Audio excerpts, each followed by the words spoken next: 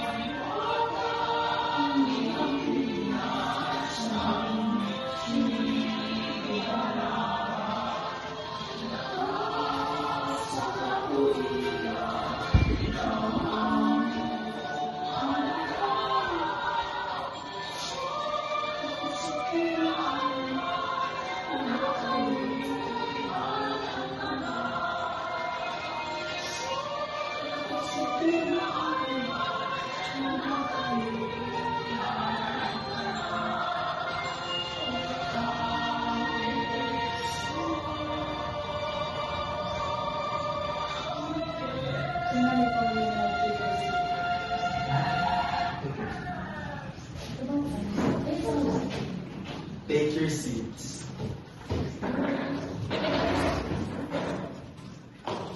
Madam Secretary, please conduct the roll call of the August body. Honorable John Paul Lawrence Simola, Present. Honorable Angel K. Enoch, present. Honorable Genevieve Enoch, present. Honorable Genevieve Hito, present. Honorable Eliza Sobrol, present. Mr. Presiding Officer, all members are accounted for. A quorum is duly established. The Chair entertains a motion for the approval of the minutes of the previous session. Mr. Presiding Officer, having reviewed the records, I move for the approval for the minutes of that session. Seconded. Any corrections or omissions? Hearing none, the minutes are approved as presented. Madam Secretary, what are the communications for today's session? Mr. Chairman, we have a letter from the Medellin Tourism Officers Association. They are requesting a formal partnership to train local bamboo sitting guides for the peak summer season. Mr. Chairman, I move that this be referred to the Committee on Tourism for immediate evaluation. Seconded. Referred. Next item. A formal petition from the Sugar Millers Cooperative expressing urgent concerns over the deteriorating state of the barangay Tinil roads used for hauling during this harvest season. Mr. Chairman, considering the urgency for our farmers, I move to refer this to the Committee on Public Works and Agriculture. So ordered. We now open the floor for the privileged hour. The Chair recognizes Honorable Sugarol. Thank you, Mr. Chairman. I rise in a matter of collective privilege regarding our highway. With the influx of tourists at Fantastic Island, we have seen a 30% increase in non-navigable ways. We are at a crossroads. Do we want profit to begin at Deed Ocean tomorrow, or do we want sustainable tourism? I urge this body to mandate a strict review of our 10-year solid waste management plan. Well, the gentle lady yield for a brief interpellation.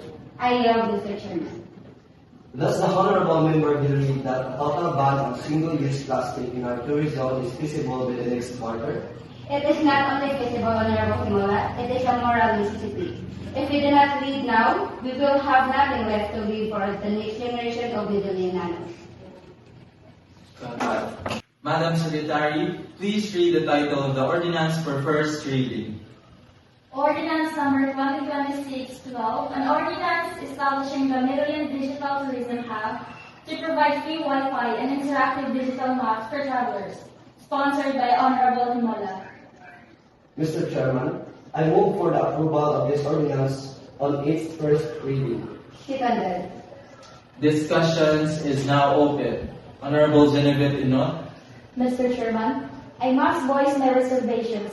Our sugar farmers are currently struggling with the soaring cost of fertilizer. Is a digital hub a necessity or a luxury? Can we justify free Wi-Fi for tourists while our farmers struggles with hauling costs?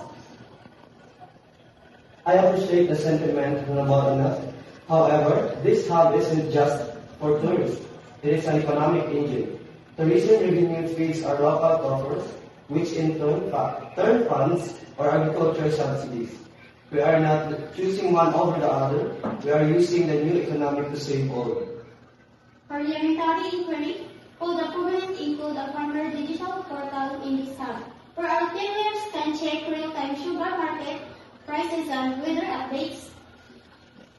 A brilliant amendment, Honorable Hito. I accept. Let the digital hub serve both the traveler and the children. Hearing no further objections, all in favor say aye. Aye. The motion is carried. Cat. Madam Secretary, any pending matters? The fuel subsidy resolutions for sugarcane haulers, which was previously tabled. Mr. Chairman, I move to take this from the table. The milling season is at its peak. Our haulers are bleeding money at the pumps.